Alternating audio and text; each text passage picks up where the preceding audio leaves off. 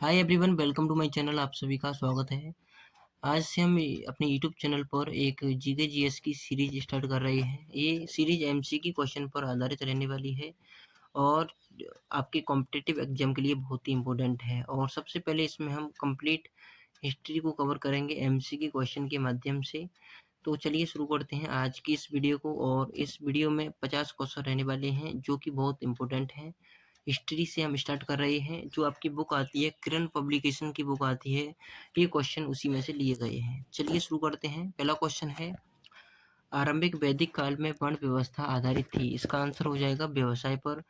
अगला प्रश्न है, निम्नलिखित में से ऋग्वैदिक काल के दौरान किसकी जानकारी नहीं थी। चार विकल्प हैं आपके, संयुक्त परिवार प्रणाली, कृषि, वर्ण व्यवस्था या जाति और विवाह प्रथा। तो इसका आंसर हो जाएगा वर्ण व्यवस्था और जाति। अगला प्रश्न है आपका, जुरासिक काल का माना गया पूरी तरह तैयार वृक्षीय फॉसिल कहाँ पाया जाता है। तो इसका आंसर हो जाएगा छत्तीसगढ़ में। चलिए अगला प्रश्न है, उपनिषद शब्द का शाब्दिक अर्थ क्या है। तो उपनिषद शब्द का शाब्दिक अर्थ होता है पास बैठना। विकल्प थर्ड आपका करेक्ट आंसर है। चलिए आगे बढ़ते हैं। क्वेश्चन नंबर 5 हमारा, सिंधु घाटी सभ्यता का एक स्थल जो पाकिस्तान में है कौन सा है। तो आंसर हो जाएगा लोथल। ऑप्शन नंबर फर्स्ट आपका सही है। अगला प्रश्न है, सिंधु घाटी सभ्यता के लोग किसकी पूजा करते थे। तो आंसर हो जाएगा पशुपति। ये क्वेश्चन बहुत ही इंपॉर्टेंट है, सीजीएल में पूछा गया है। चलिए आगे चलते हैं। क्वेश्चन नंबर 7 है, निम्नलिखित में से किस वेद में जादू, चमत्कार तथा तंत्र मंत्र दिए गए हैं। तो आंसर हो जाएगा अथर्ववेद में। अगला प्रश्न है, हड़प्पाई स्थल मांडा किस नदी के किनारे स्थित है। आंसर हो जाएगा चेनाब। आगे चलते हैं। क्वेश्चन नंबर 9 है, ऋग्वैदिक काल का कौन सा मंडल पूर्णतः सोम को समर्पित है। तो नौवां मंडल जो है देवता सोम को ये समर्पित है। अगला प्रश्न है क्वेश्चन नंबर 10, निम्नलिखित में से किस हड़प्पा केंद्र के बारे में मेसोपोटामिया के साथ सीधा ये समुद्र व्यापार का होता था। तो इसका आंसर हो तो इसका करेक्ट आंसर हो जाएगा ऑप्शन नंबर सेकंड, लोथल। आगे बढ़ते हैं। क्वेश्चन नंबर 11 है, निम्नलिखित में से किस हड़प्पा कालीन स्थल से हल्के टेराकोटा में प्राप्त होते हैं। तो आंसर हो जाएगा बनवाली से। अगला प्रश्न है, हड़प्पा किस नदी के किनारे पर स्थित है। हड़प्पा किस नदी के किनारे पर स्थित है। तो इसका आंसर हो जाएगा रावी नदी के किनारे पर ये स्थित है। ये दिल्ली पुलिस में भी पूछा गया है। आगे बढ़ते हैं। क्वेश्चन नंबर 13 है, काशी की नर्तकी की मूर्ति निम्नलिखित में से किस सभ्यता के लिए पाई जाती है। किस सभ्यता में ये पाई जाती है। तो ये पाई जाती है तो सिंधु घाटी की सभ्यता। आपका करेक्ट आंसर हो जाएगा option number second. Next question पर बढ़ते हैं आगे।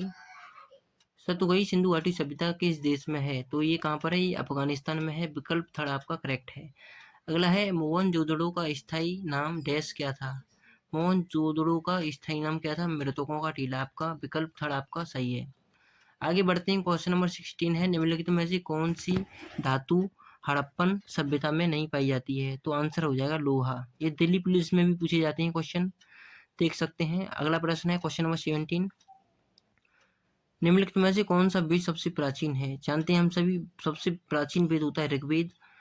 आगे बढ़ अगला प्रश्न है, भीमबेटका डैश के लिए प्रसिद्ध है। तो गुफाओं के शैलचित्र के लिए प्रसिद्ध है। अगला प्रश्न है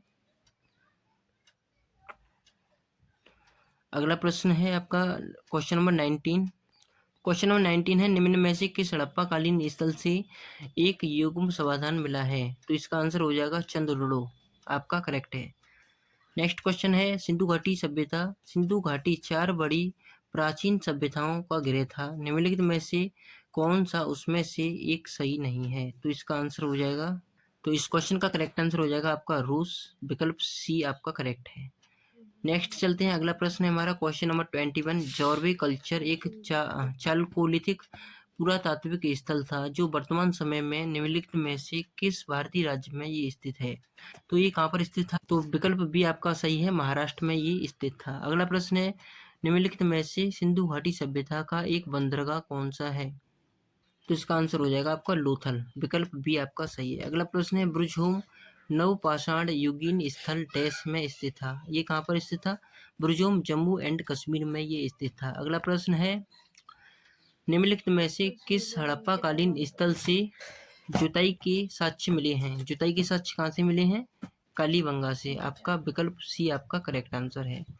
अगला प्रश्न है, तो अगला प्रश्न है आपका क्वेश्चन नंबर 25, दाबजाली हेडिंग नवपाषाण काल डैश में स्थित था। ये कहाँ पर स्थित था, ये असम में स्थित था। अगला क्वेश्चन है आपका 26। डैश महाकल्प को स्तनधारियों का महाकल्प के रूप में भी जाना जाता है, तो इसका आंसर हो जाएगा नूतन जीवी सीनोजोइक। आपका इम्पोर्टेंट क्वेश्चन है दोस्तों, अगर आपने हमारे चैनल को सब्सक्राइब नहीं किया है तो सब्सक्राइब कर दें और वीडियो को लाइक कर दें। चलिए आगे चलते हैं। तो अगला प्रश्न है हमारा 27। निम्नलिखित में से किस पुरातात्विक स्थल पर गर्त आवास के प्रमाण मिले हैं? गर्त आवास के प्रमाण मिले हैं मेहरगढ़ में। विकल्प ए आपका सही है। अगला प्रश्न है पाकिस्तान के किस प्रांत में प्राचीन सभ्यता का स्थल मोहनजोदड़ो में स्थित है? तो इसका आंसर हो जाएगा सिंध। चलिए अगला प्रश्न है हमारा, भारत में वैदिक सभ्यता किस नदी के किनारे पर स्थित है? ये वैदिक सभ्यता जो है सरस्वती नदी के किनारे पर स्थित है। विकल्प बी आपका सही हो जाएगा। चलिए नेक्स्ट क्वेश्चन है, आज की इस वीडियो का अंतिम प्रश्न है, वेदांगों के संदर्भ में निम्नलिखित में से कौन सा शब्द अनुष्ठान को दर्शाता है? तो इसका आंसर हो जाएगा विकल्प। दोस्तों आज की इस वीडियो में क्वेश्चन नंबर 30 हमने कवर किए हैं। जो नेक्स्ट वीडियो आएगी उसमें हम 50 क्वेश्चन ही कवर करेंगे। तो मिलते हैं नेक्स्ट वीडियो में, और वीडियो अच्छी लगी तो वीडियो को लाइक करें और चैनल को सब्सक्राइब करें। जय हिंद, जय भारत।